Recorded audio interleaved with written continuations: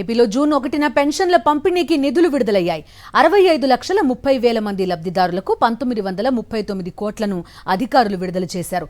47,74,000 మందికి డీబీటీ విధానంలో పెన్షన్లు జమ చేయనుండగా 17,56,000 మందికి ఇంటికి వెళ్లి పెన్షన్లు అందజేయనున్నారు.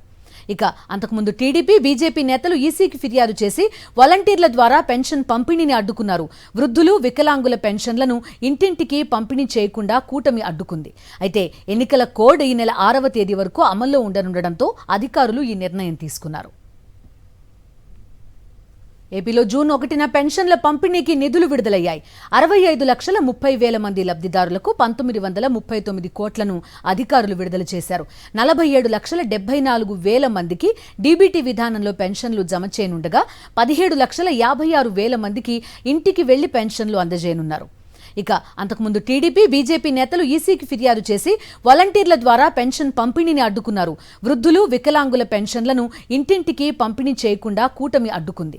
అయితే ఎన్నికల కోడ్ ఈ నెల 6వ తేదీ వరకు అమల్లో ఉండనుండటంతో అధికారులు ఈ నిర్ణయం తీసుకున్నారు.